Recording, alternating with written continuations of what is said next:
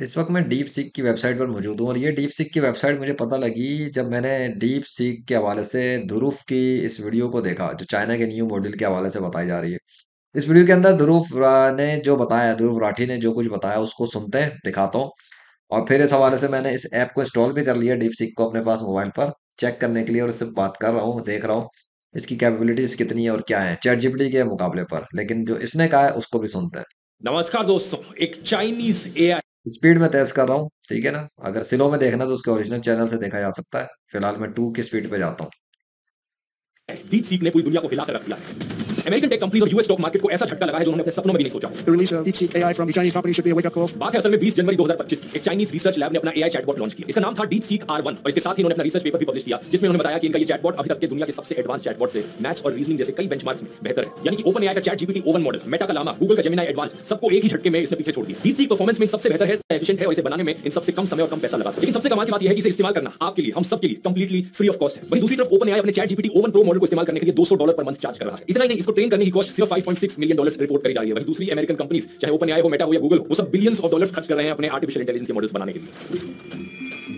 इत्तेफाक की बात देखिए, कुछ ही समय पहले जब ओपन एआई के फाउंडर सैम ऑल्टमैन से पूछा गया कि क्या चैट जीपीटी जैसे फाउंडेशनल एआई मॉडल्स इंडिया में इंडियंस भी बना सकते हैं, But if you want to build foundational models, how should we think about that? With, not 100 million, but let's say 10 million, could actually build something truly substantial. तो उन्होंने बड़े arrogantly जवाब दिया था कि हमारे अलावा ये कोई नहीं कर सकता। आप कोशिश कर सकते हो लेकिन होपलेस होगा। It's totally hopeless. People have some foundation models you should try, and it's your job to like try anyway. आज सैम शायद खुद होपलेस फील कर रहे होंगे क्योंकि डीप सीक के लॉन्च होने के एक ही हफ्ते बाद अमेरिका में ऐप स्टोर और गूगल प्ले स्टोर पर डीप सीक सबसे ज्यादा डाउनलोड होने वाली ऐप बन जाती है। चैट जीपीटी को भी पीछे छोड़ देती है। अगले दिन इंडिया और बाकी देशों में भी ये ऐप स्टोर पर नंबर 1 ऐप बन जाती है और 27 जनवरी तक आते-आते अमेरिका के फाइनेंशियल मार्केट्स में तहलका मच जाता है। The launch of DeepSeek, which is a Chinese-built chatbot, immediately rattled investors and wiped a staggering $1 trillion of the US tech index. Deep seek के आने से पहले दुनिया की सबसे वैल्यूएबल कंपनी थी एनवीडिया की वैल्यूएशन $3.5 ट्रिलियन की थी, लेकिन एक ही दिन में ये गिरकर $2.9 ट्रिलियन रह गई। ये कंपनी कंप्यूटर चिप्स बनाने वाली कंपनी है जो स्पेशलाइज करती है उन कंप्यूटर चिप्स को बनाने में जिन्हें एआई को ट्रेन और ऑपरेट करने के लिए इस्तेमाल किया जा सकता है। एनवीडिया के शेयर्स एक ही दिन में 17% गिर जाते हैं और उसकी वैल्यूएशन $589 बिलियन गिर जाती है। आज तक के इतिहास में किसी भी कंपनी को एक ही दिन में हुआ सबसे बड़ा नुकसान। यूएस टेक कंपनीज का बेंचमार्क नास्डैक भी 3.1% नीचे गिर जाता है, लेकिन स्पेशली यहाँ पर एनवीडिया को इतना बड़ा नुकसान क्यों हुआ, इसके पीछे एक बड़ा इंटरेस्टिंग कारण है जिसकी आगे बात करते हैं। लेकिन इससे पहले जानते हैं कि डीप सीक के पीछे की क्या कहानी है, ये एआई कहां से आया और क्यों इसने पूरी दुनिया को हैरान करके रख दिया।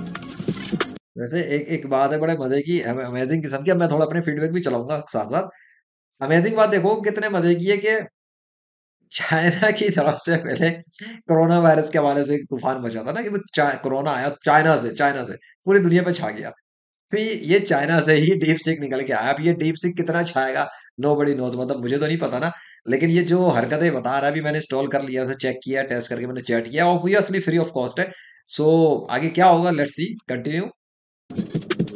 डीप सीक को बनाने का क्रेडिट जाता है एक 40 साल के चाइनीज एंटरप्रेन्योर लियांग वेनफेंग को। इनका चेहरा गौर से देखिए क्योंकि इनका चेहरा ज्यादा दिखाई नहीं देता। इन्होंने टिल डेट बहुत बहुत कम पब्लिक अपीयरेंसेस की हैं और ये अपनी आइडेंटिटी को काफी छुपा कर रखते हैं। इनकी लाइफ और हिस्ट्री के बारे में भी ज्यादा इंफॉर्मेशन पब्लिकली अवेलेबल नहीं है, लेकिन हम ये जरूर जानते हैं कि 2015 में इन्होंने हाई फ्लायर नाम का एक हेज फंड बनाया जो मैथमेटिक्स और एआई का इस्तेमाल करता था इन्वेस्टमेंट्स करने के लिए। 2019 में इन्होंने हाई फ्लायर एआई की फाउंडेशन करी आर्टिफिशियल इंटेलिजेंस के एल्गोरिथम्स पर रिसर्च करने के लिए। लेकिन मई 2023 की बात है, इन्होंने अपने पैसे का इस्तेमाल किया जो पैसा ये अपने हेज फंड से कमा रहे थे एक साइड प्रोजेक्ट शुरू करने के लिए, एक एआई मॉडल बनाने का। लियांग का कहना था कि अपना खुद का एक एआई मॉडल बनाना चाहते थे जो दुनिया के सारे एआई मॉडल से बेहतर, और इसके पीछे कारण था साइंटिफिक क्यूरियोसिटी। प्रॉफिट कमाना, पैसा कमाना इनका कारण नहीं। इस एआई मॉडल को बनाने के लिए इन्होंने जब अपनी रिसर्च टीम इकट्ठी, मतलब ये एक जगह पता लगता है कि एक तो एक बंदा अपने आप को ज्यादा छिपा के रखता है, क्योंकि हो सकता है वो अपने आप को मसरूफ रखता हो, डिस्टर्ब ना होना चाहता हो, बहुत ज्यादा अवेलेबल नहीं होनी चाहिए बहुत सारी इन्फॉर्मेशन। लेकिन देख लो कि वो साइंटिफिक रिसर्च के लिए अपने एक पर्पस पे काम कर रहा था। पैसा बनाना उसका मकसद नहीं था। दिस इज द थिंग, जब आपका मकसद पैसा ना हो ना, आपके लिए कोई चीज, मतलब कोई चीज आपको फिर रोक नहीं सकती, ब्लॉक नहीं कर सकती, क्योंकि ज्यादातर लोग पैसे की वजह से ही रुकते हैं। ये चीज बिकेगी तो आगे कुछ करेंगे, ये चीज सेल होगी तो इंक्रीज करेंगे, तो इंप्रूव करेंगे, वट एवर। वो बंदा कर गया बहरहाल। पर्पस हर इंसान के लिए वही रहता है, वो उसके लिए कोशिश करता है। करनी शुरू करी तो उसमें इंजीनियर्स को हायर नहीं किया। इंजीनियर्स की बजाय इन्होंने चाइना की टॉप यूनिवर्सिटीज के पीएचडी स्टूडेंट्स को हायर किया। अपने एआई मॉडल की ट्रेनिंग कराने के लिए दुनिया के सबसे मुश्किल सवालों का इस्तेमाल किया और सिर्फ 2 सालों के अंदर अंदर कुछ चंद मिलियन डॉलर्स खर्च करके इन्होंने लॉन्च किया deep seek R1 model. It's super impressive. I think we should take the development out of China very, very seriously. DeepSeek just taught us that the answer is less than people thought. We don't need as much cash as we once thought. इसको बनाने में सिर्फ 200 लोग involve थे और 95% लोगों की उम्र 30 साल से कम की थी। इसे कंपेयर कर ओपन एआई जैसी कंपनी से जिसने 3500 से ज्यादा एम्प्लॉइज हायर कर रखे हैं। आज के दिन डीप सीक चाइना की इकलौती एआई फर्म है जिसमें बाइडू, अलीबाबा और बाइट डांस जैसे अस्तगफुरुल्लाह। ये पता लगा यहाँ पे स्टूडेंट पावर। ये बड़े बड़े इंजीनियर बैठे हुए होंगे, भाई हम ये हम फलाना है ढिमाका है, वो 3500, और दूसरी तरफ स्टूडेंट्स पीएचडी वगैरह के जो रिसर्च के थे वो 200। मतलब पता लगा कि कम तादाद वाले ज्यादा पर गालिब हो रहे हैं यार। कि ये चाइना वाले लोग जो है ना, ऐसा ना हो कल को मुसलमान होते चले जाए तो फिर ये फिर दुनिया पे यही छा जाए। मतलब कुछ भी हो सकता है। हाँ, ये चाइना, ओ चाइना चाइना चाइना में एक बात है, मैं बताऊंगा नहीं, बस एक बात याद आई मुझे, अल्हम्दुलिल्लाह। टेक्स्ट जाइंट्स का पैसा नहीं लगा। अब इसके आर्किटेक्चर को समझना यहाँ पर काफी इंटरेस्टिंग है। DeepSeek जो है ये एक चेन ऑफ थॉट मॉडल है, ठीक ओपन एआई के ChatGPT O1 मॉडल की तरह, वो भी एक चेन ऑफ थॉट मॉडल है। यहाँ पर ये जो नेमिंग है ये काफी कंफ्यूजिंग हो सकती है, क्योंकि ChatGPT ने बड़ी अजीबोगरीब नाम रखे हैं अपने मॉडल्स के, एक दूसरे से काफी मिलते जुलते हैं। तो थोड़ा अंडरस्टैंडिंग के लिए बता दूं, ChatGPT में सबसे पहले पब्लिक के लिए लॉन्च किया गया था GPT-3 इन नवंबर 2022 में हुआ था, और फिर मार्च 2023 में उन्होंने GPT-4 लॉन्च किया, जो कि काफी बेहतर था GPT-3 के मुकाबले। फिर मई 2024 में आया GPT-4o, जो कि GPT-4 का एक मल्टी मॉडल वर्जन था। इसमें आप ना सिर्फ टेक्स्ट के थ्रू से बात कर सकते थे, बल्कि आप इसे बोलकर भी बात कर सकते थे, आप इसे फोटोज भी भेज सकते थे, ये फोटोज को समझ भी सकता था और फोटो जनरेट भी कर सकता था आपके लिए। यहीं से ही नाम आता है मल्टी मॉडल। फिर 12 सितंबर 2024 को OpenAI लॉन्च करता है अपना O1 मॉडल। ये पहला मॉडल था जो चेन ऑफ थॉट पर आधारित था, यानी जब आप इससे सवाल पूछते थे तो ये सोचता था, जवाब देते थे। और सोचने का मतलब यहाँ पर है, जब भी अपना कोई जवाब जनरेट करता था तो उसे आपको परोसने से पहले ये खुद से काउंटर क्वेश्चन करता था कि क्या यही जवाब मुझे यूजर को देना चाहिए या इससे बेहतर कोई जवाब हो सकता है। एक जवाब को कई एंगल से देखता था और फिर आपको जवाब देता था। इसी चीज को चेन ऑफ थॉट कहा जाता है और इंसानों के रीजनिंग प्रोसेस को कॉपी करने की कोशिश है। एग्जांपल से समझाऊंगा, आप ChatGPT 4 से पूछते हो 9.11 and 9.9 which one is bigger, तो सीधा बिना सोचे समझे जवाब दे देता है 9.11 इज बिगर देन 9.9, जो कि गलत जवाब है। लेकिन यही चीज जब ChatGPT O1 से पूछते हो तो वो सोचता है, जब अपना जवाब आपको देने से पहले अपने आप को काउंटर क्वेश्चन करता है कि क्या ये सही जवाब है सही में। मेरे केस में 18 सेकंड तक ये सोचता रहा, लेकिन जवाब जो आया वो सही आया, 9.9 असल में बिगर है। यही चीज आप DeepSeek से भी पूछोगे तो सही जवाब आएगा। पुराने जो AI मॉडल्स थे उनकी ये बहुत बड़ी कमी थी, लेकिन चेन ऑफ थॉट प्रोसेस ने इस कमी को सुधार दिया है। यही कारण है कि O1 और DeepSeek जैसे मॉडल्स को एडवांस्ड रीजनिंग मॉडल्स कहा जाता है। ये लॉजिकली जवाब देने में कहीं ज्यादा बेहतर है। DeepSeek के बारे में और भी अच्छी चीज ये है कि वो और भी डिटेल में आपको दिखाता है कि स्टेप बाय स्टेप वो एक्जेक्टली क्या सोच रहा है जवाब देने से पहले। जैसे मैंने इससे सवाल पूछा, give me one truly original insight about humans, तो सोचना शुरू करता है, okay let me think of something that makes humans unique. लेकिन फिर अपने आप से काउंटर क्वेश्चन करता है, but those are pretty well known. User को कुछ ओरिजिनल चाहिए होगा, शायद मुझे सोचना चाहिए कि ये ट्रेट्स कैसे इंटरैक्ट करते हैं एक दूसरे से अनएक्सपेक्टेड तरीकों से। और पैराग्राफ बाय पैराग्राफ अगर आप इसके आंसर को देख रहे हो, पॉज करके आप वीडियो को देख सकते हो किसी भी पॉइंट पर, आप नोटिस करोगे कि अलग-अलग एंगल से इस सवाल का जवाब देने की कोशिश कर रहा है। आप देखते रह सकते हो स्क्रीन पर कि कितनी देर तक ये सोच रहा है और कितनी सारी अलग-अलग पॉसिबिलिटीज को कंसीडर कर रहा है इसका एक्चुअल जवाब आने से पहले। बहुत सोच समझकर इसका जवाब आता है कि इंसान इकलौती स्पीशीज है जो स्टोरी टेलिंग को एक कॉग्निटिव एक्सोस्केलेटन की तरह इस्तेमाल करते हैं। लेकिन यही सवाल जब ChatGPT 4 से पूछा गया, उसका जवाब इंस्टेंटली आता है, ज्यादा सोचा नहीं, जो चीज पहले आई उसे बता दी। इसी तरीके से अगर आप पुराने चैटबॉट्स को एक रैंडम नंबर सेलेक्ट करने को बोलोगे तो ये तुरंत आपको नंबर सेलेक्ट करके दे देंगे। लेकिन चेन ऑफ थॉट वाले मॉडल से अगर आप करने को बोलोगे तो इसमें भी वो काफी समय तक सोचते रहते हैं। ये स्क्रीन रिकॉर्डिंग देखिए, बेचारा DeepSeek इसी बात में उलझ गया है कि कौन सा नंबर दिया जाए। क्या मैं कोई कॉमनली इस्तेमाल किया जाने वाला नंबर दे दूं या फिर 0 या 1 के बीच में कोई नंबर दूं। मैं 42 कह सकता हूं, लेकिन वो कहना शायद क्लीशे होगा, या फिर मैं 17 या 73 चूज कर सकता हूं। क्या मैं 1 से 100 के बीच में ही नंबर सेलेक्ट करूं या उस रेंज के बाहर जाऊं, क्योंकि यूजर ने तो कंप्लीटली रैंडम कहा है। अगर मैं वो करूंगा तो ये कंप्लीटली रैंडम नहीं होगा, बिल्कुल एक ओवरथिंक करने वाले इंसान की तरह। लेकिन फाइनली जब ये जवाब देता है तो ये भी कहता है कि मैंने अपनी तरफ से सोचा कि 1 से 100 की रेंज रखी जाए और फिर मैंने 42 का नंबर चुना। वैसे अगर आप इसी यार वैसे यहाँ तो ये बड़े बड़े मजे की बात पता लगी कि जो हम लोग जो परेशान होते हैं ना ओवर थिंकिंग की वजह से, हमें परेशान नहीं होना चाहिए। मतलब अगर हम ओवर थिंकिंग करते हैं, और जितने भी लोग ओवर थिंकिंग करते हैं, ये कोई बुरी बात नहीं है। Overthinking means we are so much extraordinary genius, इसी वजह से हम ओवर थिंकिंग कर पा रहे हैं ना। मतलब देखो, जो सिंपल, जो मुंह धड़ाक मुंह खोल खोल के पटवाक पटाक बातें करते हैं ना, ज्यादा सोचते नहीं है वो लोग, बस जो आया मुंह में बक दिया, जो आया मुंह में बक दिया। और फिर मजाक किसका उड़ाते हैं? जो ओवर थिंकिंग करते हैं, अबे तू सोचता बहुत है, तू सोचता बहुत है। भाई बात देखो, आज वो जो मॉडल बना रहे थे, कहाँ वो पट पट करके जवाब देने वाला, कहाँ सोच के जवाब देने वाला। तो जो सोच के जवाब दे रहा है, जो गौर करके जवाब दे रहा है, जो ओवर थिंकिंग करके जवाब दे रहा है, वो जितना ज्यादा हाई लेवल पे कॉम्प्लेक्सिटी के अंदर जाकर गौर कर रहा है, सोच रहा है, तो क्या है, एडवांस है ना। पता लगा हमें कि जो ओवर थिंकिंग ज्यादा करते हैं वो स्मार्ट लोग हैं, जहीन लोग हैं, और उनकी ये चीज कैपेबिलिटी बताती है कि वो बहुत एडवांस लेवल के इंसान है। और जो फट करके जवाब दे रहे हैं ना, वो बेसिक लेवल के इंसान है। मतलब वैसे तो अल्लाह के नजदीक तकवा के हवाले से जो है ना वो दर्जा होता है, but I am talking about the capabilities ना, कि वो इंसान तो है, लेकिन वो कौन से वाले इंसानों की कैटेगरी में आते हैं। पत्थर तो बहुत सारे हैं जमीन पे, कोई छोटा है, कोई मोटा है, कोई बड़ा है, कोई लंबा है, कोई चौड़ा सा है। पत्थर सभी कहलाते हैं, लेकिन याकूत का अलग होता है, हीरे जवाहरात अलग होते हैं, मोती अलग होते हैं। तो मुख्तलिफ किस्म की चीजें भी तो होती है ना, टाइप्स भी तो कोई मैटर करती है ना। तो पता लगा ना कि आप माइंड ना करना, कभी कोई बोले ना ओवर थिंकिंग करते हो, समझ लेना तू तो साला निकला लेवल 1 का, आपू ने लेवल 4 का। समझ में आ गया ना? ChatGPT 4 से ये समझ लेना, बाकी आगे चलता है। तरीके से और इन डेप्थ नॉलेज लेना चाहते हैं एआई चैटबॉट्स के बारे में और अपने आप को इस फील्ड में अपस्किल करना चाहते हैं, तो मैंने पूरा 8.5 घंटे का एआई चैटबॉट्स को मास्टर करने का कोर्स बनाया है। पहले 2 चैप्टर्स थ्योरेटिकल नॉलेज पर फोकस करते हैं, बाकी के 6 चैप्टर्स प्रैक्टिकल एडवाइस पर। स्टूडेंट्स, एम्प्लॉइज, बिजनेस ओनर्स घर में इसका कैसे इस्तेमाल किया जा सकता है। लेटेस्ट लेसंस में मैं आपको इसमें ChatGPT visions, image generation, DALL-E 3 के साथ एडवांस डेटा एनालिटिक्स और खुद के जीपीटीज क्रिएट करना भी सिखाता हूं। 8.5 घंटे का कोर्स है जिसमें सब बताया गया है A to Z, जो आपके लिए जानना जरूरी है। और अब आप DeepSeek डाउनलोड करके DeepSeek को भी अपनी फुल पोटेंशियल पर यहाँ पर ये चीज सीखो कि जिस तरह ये ध्रुव ने अपनी मार्केटिंग की है ना कोर्स की, अगर कभी यूट्यूब चैनल चलाना हो, वीडियोस बनानी हो, तो इस तरीके से अपनी चीजों की मार्केटिंग कर सकते हो। ये टेक्निक होती है कि आप अपनी एक वीडियो बना रहे हो, किसी एजुकेट कर रहे हो फ्री में, तो फिर आप अपनी भी सेल करने के लिए कुछ लाओ। तो वो जिस टॉपिक पे बात कर रहा है, ChatGPT पे आ गया, AI पे आ गया, उसने अपने AI का कोर्स बता दिया। तो आप कभी किसी टॉपिक पे बात करो ना, कोई भी टॉपिक, तो उससे रेलिवेंट किस्म की प्रोडक्ट जो आपने बनाई है, चाहे डिजिटल हो चाहे फिजिकल, उसको इंट्रोड्यूस कराओ। इसको कहते हैं मार्केटिंग। ये मार्केटिंग की सेल करने के बारे से अगर किसी को लेना होगा तो खरीद लेगा, नहीं भी खरीदना हो तो उसका क्या जाता है, कोर्स तो बना हुआ रखा है ना, बाकी वीडियो पे काम हो रहा है। इस्तेमाल करना सीख सकते हैं इस कोर्स के थ्रू, क्योंकि फंक्शनली देखा जाए तो ये सारे एआई चैटबॉट्स एक ही तरीके से काम करते हैं। इसके अलावा और रेगुलर अपडेट्स भी इस कोर्स में ऐड किए जाएंगे, लेकिन आपको ये सिर्फ एक बार खरीदना है। बाकी सारे अपडेट्स फ्यूचर के लिए आपके लिए हमेशा फ्री रहेंगे। तो अगर आप इंटरेस्टेड हैं, लिंक इसका नीचे डिस्क्रिप्शन में मिल जाएगा, या फिर आप इस QR कोड को स्कैन कर सकते हैं। कूपन कोड इस्तेमाल करें DEEP46, इस पर 46% ऑफ पाने के लिए, DEEP46 जरूर जाकर चेकआउट करना। और अपने टॉपिक पर वापस आए तो DeepSeek के रिलीज होने के बाद DeepSeek का सबसे बड़ा नुकसान जो बताया जा रहा है वो है इसकी सेंसरशिप। चाइनीज सरकार और पॉलिटिक्स से रिलेटेड अगर आप इसे कोई भी क्रिटिकल सवाल पूछोगे, जैसे कि 1989 में चाइना में तियाननमेन स्क्वायर पर क्या हुआ था, जी जिनपिंग के सबसे बड़े क्रिटिसिज्म्स क्या है, क्या ताइवान एक इंडिपेंडेंट कंट्री है, चाइना को ह्यूमन राइट्स अब्यूजेस पर क्यों क्रिटिसाइज किया जाता है, इन सभी सवालों पर DeepSeek का एक ही जवाब आएगा, सॉरी। मुझे इस तरह के सवाल का जवाब कैसे देना है ये इस बारे में मैं अभी तक श्योर नहीं हूं। इसकी बजाय मैथ, कोडिंग और लॉजिक प्रॉब्लम्स के बारे में बात लाइक का काउंटर देखो ना कितनी तेज जा रहा है, मतलब लोग अभी कितनी इस वीडियो पे आके और काउंटर लाइक मार रहे हैं। ये अभी बहुत पीछे था ये काउंटर, अभी मैं देखूंगा, बल्कि शुरू में देख लेना कितना फर्क आ गया है। ये 53,000 लाइक्स हो चुके हैं। किस ये देखो यार, मतलब बातों के दौरान में 1,000 लाइक भी हो चुके हैं।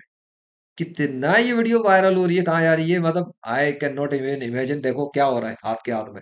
बहरहाल आगे कंटिन्यू करते हैं, लेकिन एक बात पता लगी, ये जो हरकत की है ना, ये जो अभी सामने आई है, इससे ये पता लग गया कि चाइना ने भी अगर एक चीज दे दी है ना, तो ये बात याद रखो कि इसका मतलब ये है कि इन लोगों की पॉलिसीज होती हैं कि ये लोग आपकी चैट को रिकॉर्ड करते हैं, पढ़ते हैं, देखते हैं, अपने ट्रैक में रखते हैं, और अगर आपने कोई भी ऐसी ऐसी बात इनसे पूछी इनके वर्ड से जो ट्रिगर कर गई और सिस्टम को जाके फ्लैग कर दिया ना कि ये यूजर है, तो फिर देख लो आपके साथ फिर बैंड भी बज सकता है, गवर्नमेंट को भी रिपोर्ट किया जा सकता है। तो ट्राई क्या, आप ऐसे सवाल ना पूछो कि बाद में रेड ट्रिगर फ्लैग करे और जी उसके बाद आपके पास घर पे पुलिस पहुंचेगी, जी सर वो गवर्नमेंट ने कहा है कि जी आप ऐसे ऐसी इन्फॉर्मेशन पे बातचीत कर रहे हैं, तो आप कौन है क्या है, ये चीज ख्याल में रखना। बाकी चलो, करते हैं। लेकिन इसी डीप सीक से दुनिया की किसी भी और वर्ल्ड लीडर को क्रिटिसाइज करने के बारे में पूछ लो, चाहे जो बाइडेन, डोनाल्ड ट्रंप या पुतिन, तो ये जवाब काफी डिटेल में देता है। असल में बात क्या है कि चाइना में जितने भी एआई मॉडल्स बनते हैं उनसे करीब 70,000 के आसपास सवाल पूछे जाते हैं टेस्ट के तौर पर, ये चेक करने के लिए कि वो पॉलिटिकली कंट्रोवर्शियल सवालों के सेफ आंसर्स देगा या नहीं। और इसी के बाद ही होता है कि ये सारे चाइनीज एआई मॉडल्स ऐसे सवालों पर कोई जवाब ही नहीं देते। चाइना का chief internet regulator cyber space administration of China इन्हें टेस्ट करने का काम करता है। अब कुछ लोगों का कहना है कि हमें इसे पूरी तरीके से बॉयकॉट कर देना चाहिए क्योंकि इसके जवाबों में सिर्फ चाइनीज प्रोपेगेंडा भरा हो। लेकिन इंपॉर्टेंट पॉइंट यहां पर यह है दोस्तों कि डीप सीक एक ओपन सोर्स सॉफ्टवेयर है, यानी कि इसका कोड पब्लिकली अवेलेबल है, कोई भी इसे डाउनलोड कर सकता है लोकली। एक तो तरीका हो गया कि आप इस डीप सीक का इस्तेमाल करो ऐप स्टोर पर या गूगल प्ले स्टोर पर इसकी ऐप को डाउनलोड करें। लेकिन दूसरा तरीका है आप इसका पूरा कोड ही डाउनलोड कर लो और लोकली अपने सिस्टम पर, अपने कंप्यूटर सिस्टम पर आप इस एआई को रन कर लो। ऐसा करने पर आप इसका कोड बदल भी सकते हो और खुद से इसे मॉडिफाई भी कर सकते हो अपने यूज केस के हिसाब से। बाकी अमेरिका वाह जबरदस्त, ये is the best thing ever. मैं ये कहूंगा कि अगर डाउनलोड करके ऑफलाइन पूरा इस्तेमाल कर सकते हैं, तो फिर भाई ना इंटरनेट की जरूरत ना कुछ, आपका चलता फिरता पॉकेट के अंदर भी रह सकता है और कंप्यूटर पे रह सकता है। इंटरनेट नहीं भी है तो आप अपना काम कर सकते हैं बेफिक्र होके। ये बड़ी बेस्ट थिंग है। और अगर आप चैट इसको एडिट करना चाहें open source, definitely open source मतलब open source, use it and modified, and आप अपना भी लॉन्च कर सकते हैं कुछ ना कुछ। कंपनीज ऑलरेडी करने लग चुकी हैं, जैसे कि परप्लेक्सिटी एआई है। इन्होंने डीप सीक R1 मॉडल को खुद से डाउनलोड किया, उससे सारी सेंसरशिप हटाई और परप्लेक्सिटी के अंदर आप R1 मॉडल भी इस्तेमाल कर सकते हो। सेम चीज माइक्रोसॉफ्ट ने भी करी। 29 जनवरी के न्यूज़ आर्टिकल को देखिए, Azure A1 फाउंड्री के अंदर deep seek R1 model available है और इन्होंने अनाउंस किया है कि जल्द ही को-पायलट के अंदर भी आप इस मॉडल का इस्तेमाल कर पाएंगे। और इसलिए क्योंकि ये ओपन सोर्स है, चाइनीज होने के बावजूद भी डीप सीक को बड़े ट्रस्ट की नजर से देखा जा रहा है। लोगों ने इसका मजाक भी बनाया है अमेरिकन कंपनीज पर। ओपन एआई जैसी कंपनीज जिन्होंने अपने नाम में ही ओपन रखा था, क्योंकि शुरुआत में जब ये कंपनीज बनी थी उन्होंने कहा था हम पब्लिक के लिए काम करेंगे, सब कुछ ओपन सोर्स रखेंगे, लेकिन असलियत में उन्होंने ऐसा नहीं किया। इलॉन मस्क ने ट्रोल करते वक्त ओपन एआई को अक्सर क्लोज्ड एआई कहा है और आज चाइनीज एआई ज्यादा ओपन हो गया है ओपन एआई से। एक परफॉर्मेंस कंपैरिजन भी मैं यहां पर आपको दिखाना चाहूंगा टॉप एआई चैटबॉट्स के बीच में जो आज के दिन मौजूद है। ओपन एआई का चैटजीपीटी, एक एंथ्रोपिक कंपनी है उसका क्लाउड है, गूगल का जेमिनी है, अलीबाबा एक और चाइनीज कंपनी उसका क्वेंट 2.5 है, मेटा फेसबुक वाली कंपनी उसका लामा मॉडल है। इन सबको अब डीप सीक से कंपेयर किया जाए तो क्या रिजल्ट आता है? आर्टिफिशियल एनालिसिस के हिसाब से कोडिंग के मामले में सबसे ऊपर डीप सीक है, फिर चैटजीपीटी और उसके बाद क्लाउड, फिर क्वेंट 2.5 और आखिर में लामा। क्वांटिटेटिव रीजनिंग में सबसे ऊपर डीप सीक, फिर चैटजीपीटी, फिर क्वेंट 2.5। साइंटिफिक रीजनिंग और नॉलेज में सबसे ऊपर चैटजीपीटी, फिर डीप सीक, फिर क्लाउड और आखिर में लामा। पीसी मैग ने जब एआई चैटबॉट का टेस्ट किया तो उन्होंने पाया कि न्यूज़ नॉलेज के मामले में डीप सीक सबसे बेटर है। कैलकुलेशंस में चैटजीपीटी और डीप सीक बराबर है और पोएम लिखने में चैटजीपीटी अच्छा है, टेबल बनाने में चैटजीपीटी अच्छा है, लेकिन रिडल सॉल्व करने में डीप सीक अच्छा है। आर्टिफिशियल एनालिसिस की वेबसाइट ने क्वालिटी के मामले में O1 चैटजीपीटी को 90 की रेटिंग दी है और डीप सीक R1 को 89 की। लेकिन एक बड़ा डिसएडवांटेज डीप सीक का यहां पर है इसका रिस्पांस टाइम। इस ग्राफ को देखो, लेटेंसी का ग्राफ है, कितने सेकंड्स लगे सवाल पूछने के बाद जवाब आने में। O1 31.1 सेकंड्स का समय लेता है और डीप सीक 71.2 सेकंड्स का समय लेता है। और ये रिस्पांस टाइम एक्चुअली में और बढ़े जा रहा है रिसेंट डेज में, क्योंकि डीप सीक पूरी दुनिया में इतना पॉपुलर हो गया है, हर कोई इसे डाउनलोड करके इस्तेमाल करना चाह रहा है। इसकी वजह से इनके सर्वर्स में प्रॉब्लम भी आ रही है, बिजी चलते हैं और इसकी वजह से और भी ज्यादा समय लेने लग जाता है ये अपने जवाब देने में। तो ये इसका एक बड़ा डिसएडवांटेज है। अब अगर चैटजीपीटी O1 और डीप सीक को एक दूसरे से कंपेयर करें तो डीप सीक कई मायनों में और भी ज्यादा इनोवेटिव है O1 के कंपैरिजन में। एक इसका उदाहरण हो सकता है मिक्सचर ऑफ एक्सपर्ट्स मेथड। जब चैटजीपीटी O1 से कुछ पूछा जाता है तो वो एक ही मॉडल की तरह काम करता है। आपका सवाल चाहे कोई भी हो, चैटजीपीटी ही आपके लिए इंजीनियर है, डॉक्टर है, लॉयर है। लेकिन डीप सीक ने अपने आप को कई सारे स्पेशलाइज्ड मॉडल्स में डिवाइड कर रखा है। डीप सीक के अंदर इंजीनियर अलग है, डॉक्टर अलग है, लॉयर अलग है। आपके सवाल को देखकर सिर्फ इंजीनियर को बुलाया जाएगा या सिर्फ डॉक्टर को बुलाया जाएगा। इससे क्या हो रहा है, तो डेटा ट्रांसफर में जो टाइम लग रहा है वो कम लग रहा है और दूसरा जितने पैरामीटर्स एक्टिव रखने पड़ रहे हैं एआई को वो भी कम हो रहे हैं। ट्रेडिशनल मॉडल्स 1.8 ट्रिलियन पैरामीटर्स को हमेशा एक्टिव रखते हैं। डीप सीक के पास अपने 671 बिलियन पैरामीटर्स हैं, लेकिन एक समय पर सिर्फ 37 बिलियन पैरामीटर्स ही एक्टिव रहते हैं। बाकी पैरामीटर्स सिर्फ जरूरत पड़ने पर एक्टिव होते हैं। इससे इसकी एफिशिएंसी कहीं ज्यादा बढ़ रही है और कॉस्ट काफी ज्यादा कम आ रही है। अब ये पैरामीटर्स क्या होते हैं और कैसे काम करते हैं इसको समझाने के लिए एक वीडियो काफी नहीं है, एक एक और बात इससे पता लगती है कि देखो, सिर्फ एक मशीन के अंदर बनाई हुई चीज जो इंसान ने बनाई है, क्रिएट की है, उसका ये पावर है, उसकी ये ताकत है कि वो क्या कर रही है, मतलब किस लेवल पे जाके कितनी बिलियन ट्रिलियन किस्म की रिक्वेस्टें चलती हैं। तो सोचो, वो अल्लाह जिसने ब्रेन बनाकर ये सारी चीजें सेट की हैं, और बनाई किस चीज से, पानी से, वाटर से। एक पानी से एक इंसान बना दिया, हड्डी गोश्त पसती है, जो हम कहते हैं ना गोश्त है, और ये हड्डियां हैं। अबे भाई, ये नॉर्मल चीजें नहीं है।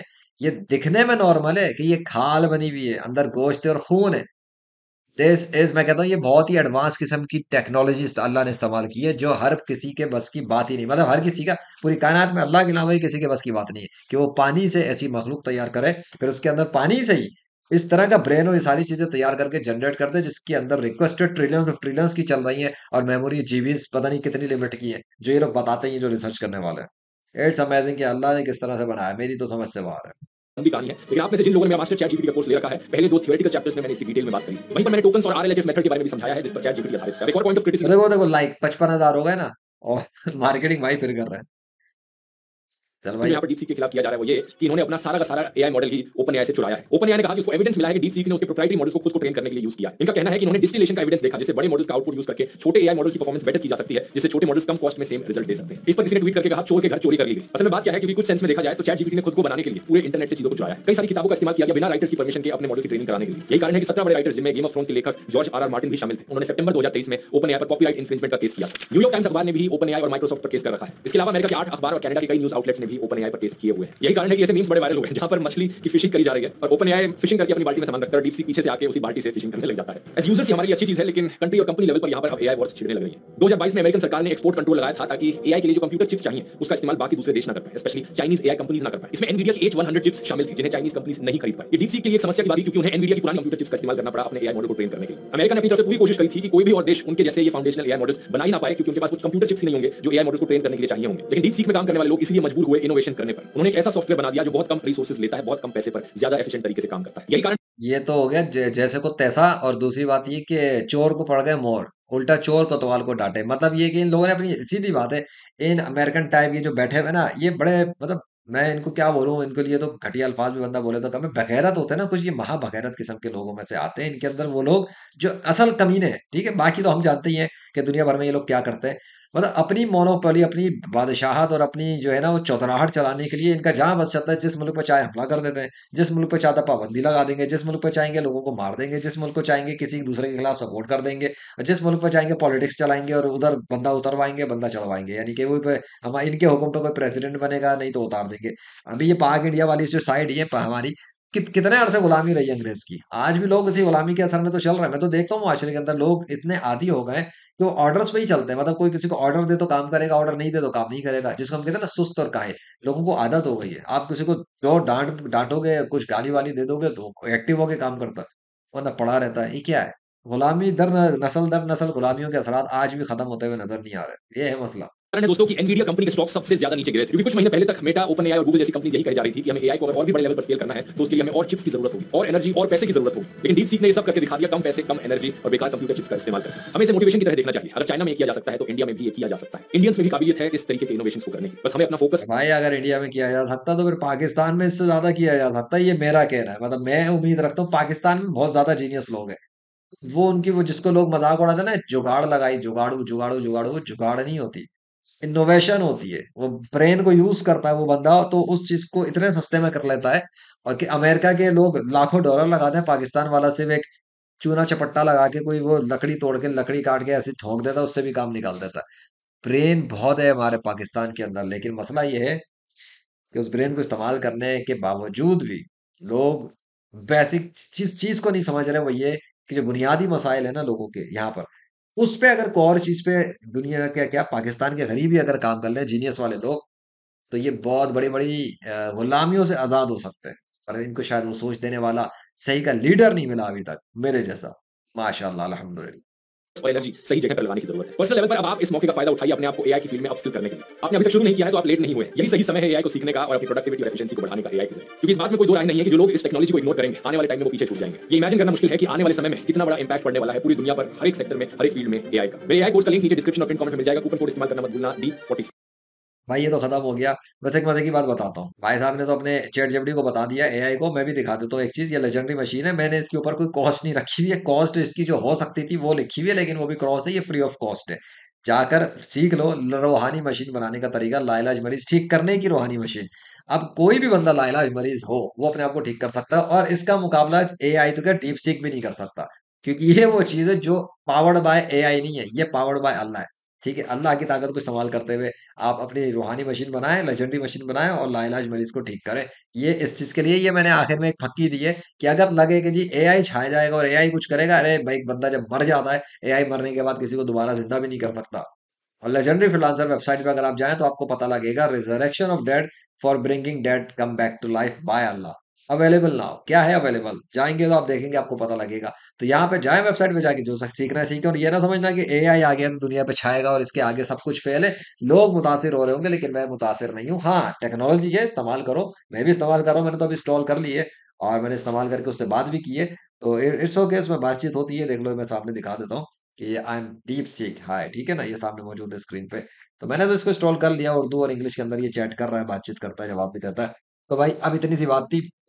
और ये है कि अगर आपको लगता है कि एआई बहुत ज़्यादा पावरफुल है, तो ऐसा समझने की ज़रूरत नहीं है। इसलिए कि हमारे पास दीन इस्लाम के अंदर इतनी पावर है कि ये सारे के सारे जो टेक टेक वर्ल्ड के लोग हैं, सारे टेक वर्ल्ड के, पूरा अमेरिका, क्या चाइना, पूरे बल्कि पूरे वर्ल्ड के टेक्नोलॉजी वाले अगर आके सामने खड़े हो जाएँ, तो हमारी स्पिरिचुअल टेक्नोलॉजी के सामने ये लोग सिर्फ़ ऐसे हैं जैसे समंदर के सामने एक कतरा।